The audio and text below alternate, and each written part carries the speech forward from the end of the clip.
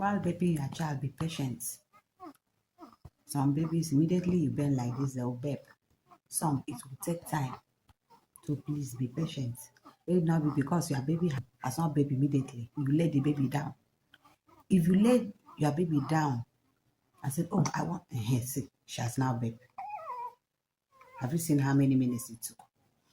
If you lay the baby down and your baby has not baby, see, there's that tendency for the milk to flow back and your baby will vomit. Hospital, please burp the baby during and after feeding so that the food will settle in the stomach.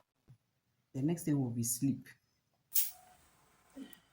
Moments later, somebody is sleeping deeply.